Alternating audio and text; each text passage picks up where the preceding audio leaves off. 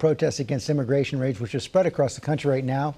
Sixth day in Los Angeles. Last night, LA Mayor Karen Bass declared a curfew for 1 square mile of the city's downtown, citing what she called widespread vandalism, as California Governor Gavin Newsom condemned President Trump's deployment of the military as a brazen abuse of power. Our chief White House correspondent, Mary Bruce, is standing by with more on the president's response to the situation in L.A.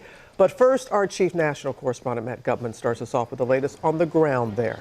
Good morning, Matt.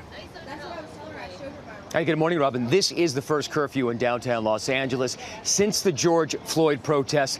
And the protests that began here on Friday against the crackdown on immigration by the Trump administration, as you both mentioned, now spreading nationwide as Governor Gavin Newsom with a broadside against President Trump, calling the deployment of those federal troops behind me a brazen abuse of power.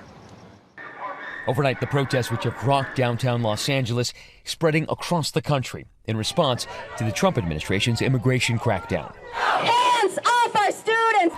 From Boston, Seattle, and D.C. to Milwaukee. No Trump! No ICE! No fascist USA! In Chicago, a car driving through a group of demonstrators. In New York City, police and protesters clashing, officers pushing protesters back.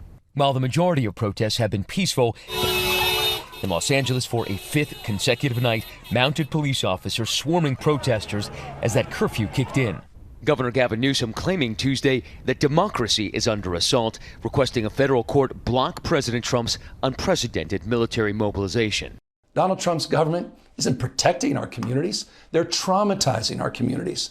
LA Mayor Karen Bass issuing a curfew for downtown LA that could last several days, hoping it'll stop vandalism and looting of businesses. Law enforcement will arrest individuals who break the curfew, and you will be prosecuted.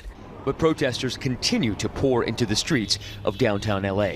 The LAPD has allowed several hundred protesters here to meander pretty freely right down the streets of downtown Los Angeles for several hours now. The one thing they have not allowed them to do, descend down to the 101 freeway. And when hundreds of protesters briefly blocked traffic on the 101, police pounced. Late Tuesday, we spoke with LAPD Chief Jim McDonnell. Do you need the help from the thousands of federal troops?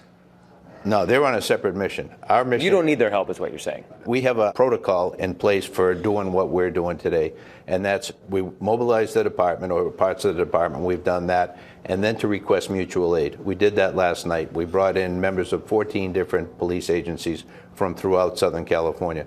They are supplementing our officers out in the field, doing a variety of different assignments, but crowd management and crowd control is a big part of that. Later, a demonstrator telling me that one of her family members was taken by ICE while at the grocery store. They don't say anything. They don't call family, let anybody know what's going on. You just got to find out in the news if your loved one's missing. LA's police chief also telling me that we are not likely to see Marines and National Guards interacting with protesters out on the streets here of Los Angeles. He said that will remain the jurisdiction of local law enforcement. But Governor Greg Abbott of Texas announcing late last night that he is deploying the National Guard to multiple locations across Texas to handle anticipated protests there. George. Okay, Matt, thanks.